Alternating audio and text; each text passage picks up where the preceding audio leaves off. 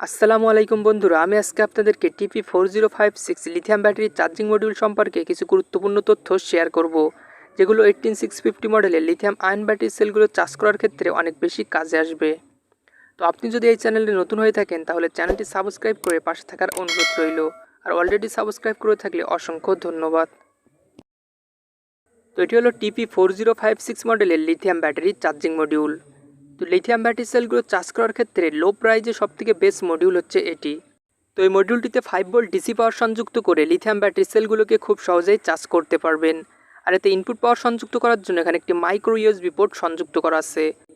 তো আপনি চাইলে Type-c সংযুক্ত মডিউলটিও নিয়ে নিতে পারেন। এছাড়াও এখানে থাকা ইনপুট পজিটিভ এবং নেগেটিভের সাথে ইনপুট পাওয়ার সংযুক্ত করতে পারবেন। তো এখানে দুইটি ইন্ডিকেটর এলইডি দেওয়া আছে।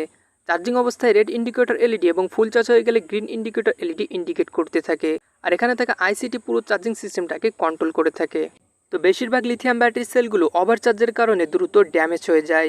সেজন্য এই মডিউলটিতে ব্যাটারি ওভারচার্জ প্রোটেক্ট দেওয়া আছে। ফুল চার্জ হয়ে গেলে অটোমেটিক্যালি চার্জিং সিস্টেমটাকে অফ করে দিতে পারে। এছাড়াও চার্জিং অবস্থায় সরাসরি পাওয়ার নিয়ে ব্যবহার করার জন্য এখানে অটোকাট সার্কিট সংযুক্ত করা আছে। তো এখানে থাকা বি পজিটিভ এবং নেগেটিভের সাথে ব্যাটারি সেলকে সংযুক্ত করতে হয়। আর আউটপুট পজিটিভ এবং নেগেটিভ থেকে চার্জিং অবস্থায় সরাসরি পাওয়ার নিয়ে ব্যবহার করা যায়। তো আউটপুটে আপনারা বেশি এম্পিয়ার লোড দিয়ে চালাবেন না, সেক্ষেত্রে অটোকাট সার্কিটটি নষ্ট হয়ে যেতে পারে। তো বেশি এম্পিয়ার লোড দিতে হলে আপনারা সরাসরি বি পজিটিভ এবং নেগেটিভের সাথে সংযুক্ত করে নেবেন। আর এই মডিউলটি দিয়ে আপনারা TP5100 মডিউলের থেকে অনেক বেশি সেফলি ব্যাটারি সেলগুলোকে চার্জ করতে পারবেন। আর এর প্রাইস কিন্তু অনেক কম, অনলি 28 টাকা, যার বাই লিঙ্ক ডিসক্রিপশন বক্সে দেওয়া আছে। তো এই মডিউলের সাথে আমরা একটি 5 ভোল্টের মোবাইলের চার্জার সংযুক্ত করে নিলাম। তো সংযুক্ত করতে দেখতে পাচ্ছেন এখানে থাকা গ্রিন ইন্ডিকেটর এলইডি ইন্ডিকেট করছে।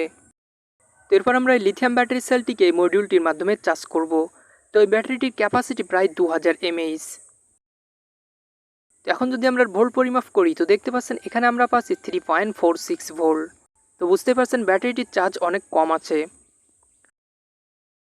তো এর পজিটিভ এবং নেগেটিভের সাথে আমি দুইটি তার সোল্ডারিং করে নিলাম। তো এরপর ব্যাটারির পজিটিভকে বি পজিটিভের সাথে এবং নেগেটিভকে বি নেগেটিভের সাথে সোল্ডারিং করে নিব। তো আমি ব্যাটারি সেলটিকে মডিউলটির সাথে সংযুক্ত করে নিলাম। তোর ইনপুটে 5 ভোল্ট ডিসি পাওয়ার সংযুক্ত করতে এখানে থাকা রেড ইন্ডিকেটর এলইডি ইন্ডিকেট করছে। তো এখন আমাদের ব্যাটারি সেলটিতে চার্জ হচ্ছে। তোর ইনপুট ভোল্ট এবং এম্পিয়ার পরিমাপের জন্য এর সাথে একটি মিটার সংযুক্ত করে নিলাম। তো এখন দেখতে পাচ্ছেন এর ইনপুটে আমরা পাচ্ছি 5.37 ভোল্ট এবং 1.02 এম্পিয়ার। তো এখানে কিন্তু আমি একটি 1 এম্পিয়ারের মোবাইলের চার্জার সংযুক্ত করেছি। তো আপনি যদি আরও বেশি এম্পিয়ারের মোবাইলের চার্জার দিয়ে চার্জ করেন তাহলে কিন্তু মডিউলটি প্রচুর পরিমাণে হিট হতে পারে।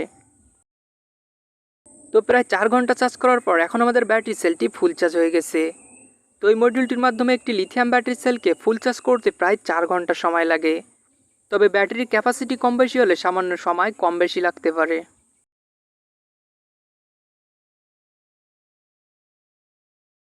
তো এই মডিউলটির মাধ্যমে ব্যাটারি সেল চার্জ করতে গিয়ে অনেক সময় দেখতে পাবেন দুইটি ইন্ডিকেটর এলইডি একসাথে ইন্ডিকেট করছে।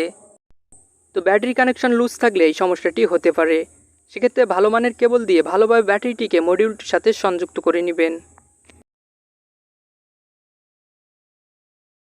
আর এই মডিউলটির মাধ্যমে আপনারা 2 থেকে 3টি সেলকেও একসাথে চার্জ করতে পারবেন।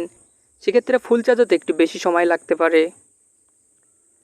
আর এই মডিউলটির প্রাইস কিন্তু অনলি 28 টাকা, বাই লিঙ্ক ডিসক্রিপশন বক্সে দেওয়া আছে। তো বন্ধুরা, ভিডিওটি ভালো লাগলে অবশ্যই একটি লাইক করবেন, আর এই চ্যানেলে নতুন হয়ে থাকলে চ্যানেলটি সাবস্ক্রাইব করে পাশে থাকা বেল আইকন অল প্রেস করে দিবেন। তো ভিউয়ার্স সকলে ভালো থাকবেন, সুস্থ থাকবেন এবং সাথেই থাকবেন।